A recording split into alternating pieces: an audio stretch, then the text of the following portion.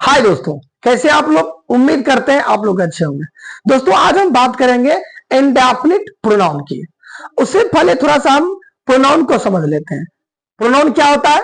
A pronoun is a word which is used in place of a noun, यानी कि noun के स्थान पर यूज होने वाले शब्द को प्रोनाउन कहते हैं। वैसे हमने पिछले वीडियो में प्रोनाउन के बारे में बहुत सारी बातें समझा था, और उसी प्रोनाउन का ये काइंड है इंडेफिनिट प्रोनाउन, उसे आज हम लोग समझेंगे। ठीक, इंडेफिनिट प्रोनाउन को हिंदी में कहते हैं अनिश्चयवाचक सर्वनाम। ठीक, अब देखते हैं ये कहां यूज होता है इसका डेफिनेशन।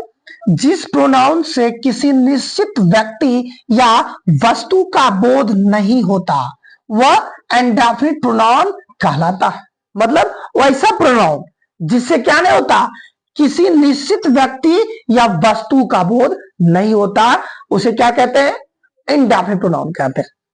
यहां पे डेफिनेशन इंग्लिश में है, an indefinite pronoun refers to person or things in a general way and does not refer to any person or thing in particular। ठीक है, अब यहां पहचानने के लिए मैंने कुछ इंडेफिनिट प्रोनाउन लिखा है और साथ में उसका हिंदी भी लिख दिया है थोड़ा बेहतर से समझने के लिए। someone का मतलब होता है कोई, somebody का भी मतलब वही होता है, anyone का मतलब होता है कोई भी, anybody का मतलब होता है कोई भी, एवरीवन का मतलब होता है हर कोई, और एवरीबॉडी का मतलब भी होता है हर कोई। ठीक है, एवरीथिंग का मतलब होता है सब कुछ, समथिंग का मतलब होता है कुछ, और एनीथिंग का मतलब होता है कुछ। ठीक है, एक कुछ प्रोनाउंस। अब सारे इंडेफिनिट प्रोनाउन को समझने के लिए एक ट्रिक है जिससे आप बेहतर तरीके से आप समझ सकते हैं और हमेशा आप याद रख सकते हैं। तो देखिए, आपने लिखा है सम, एनी, एवरी और यहां पर नो। जैसे कि somebody, anybody, everybody, nobody। उसी तरह फिर से हमारा है someone, anyone, everyone, no one। फिर से हमारा क्या है? something, anything, everything, nothing। फिर से हमारा somewhere, anywhere, everywhere, nowhere।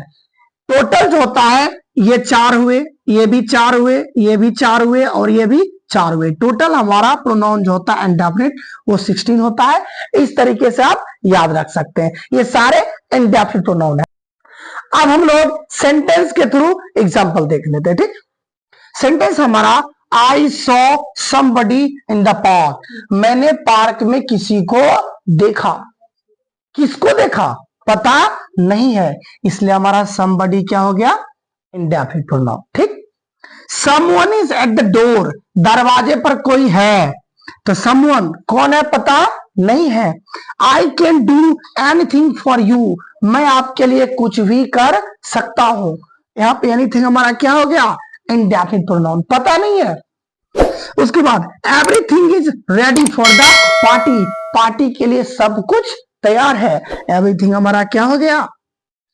Indefinite pronoun. Anybody can beat him. कोई भी उसे पीट सकता है, कोई भी, पता नहीं है। एनीबडी हमारा क्या हो गया? Indefinite pronoun. I have something for you. मेरे पास आपके लिए कुछ है, पता नहीं है कि क्या, कुछ, इसलिए हमारा क्या है यहां पर? Something, indefinite pronoun.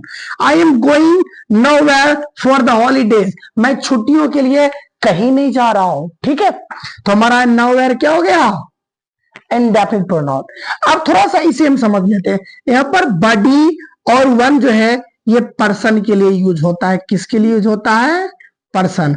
और यहाँ पे जो थिंग है ये थिंग के लिए यूज होता है, मतलब क्या? चीजों के लिए। और वेयर जो है ये प्लेस की यूज होता है। किसके लिए? प्लेस के लिए। ठीक, मैं उम्मीद करता हूं कि अब आपको इंडेफिनिट प्रोनाउन अच्छी तरह से समझ में आ गया होगा। हम लोग डिस्ट्रीब्यूटिव प्रोनाउन को देख लेते। ठीक, डिस्ट्रीब्यूटिव प्रोनाउन को हिंदी में कहते हैं व्यष्टिवाचक सर्वनाम। ठीक, जब ईच, आइदर और नेदर का प्रयोग प्रोनाउन के रूप में होता है तब इन्हें डिस्ट्रीब्यूटिव प्रोनाउंस कहा जाता है। ठीक, ये ईच, आइदर और नेदर ये क्या है? Distributive pronoun. When each, either and neither are used as pronouns, they are called distributive pronouns। Each का मतलब होता है प्रत्येक और either का मतलब होता है दोनों में से कोई एक।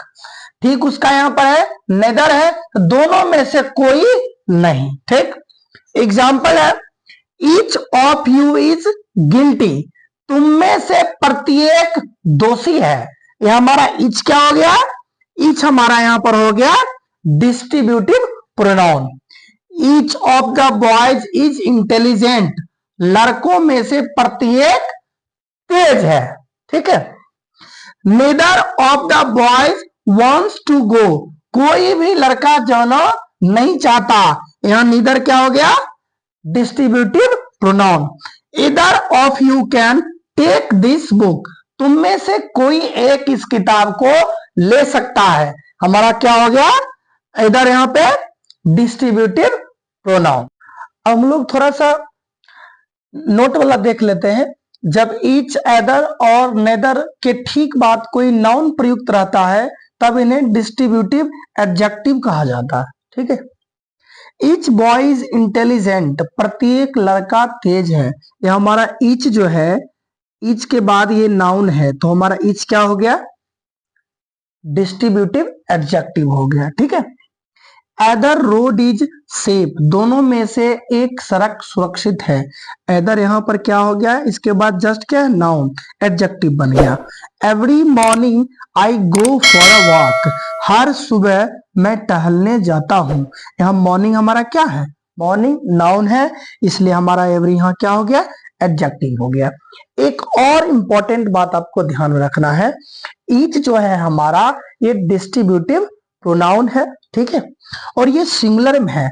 तो नाउन सिंगुलर में रहे या प्लुरल में रहे फिर भी आपको वर्ब लगाना है, कौन सा, सिंगुलर ही लगाना है, ठीक है। जैसे कि आप देखिए एग्जांपल है, each of the books are interesting, यहाँ पे ये क्या हो गया, गलत हो गया।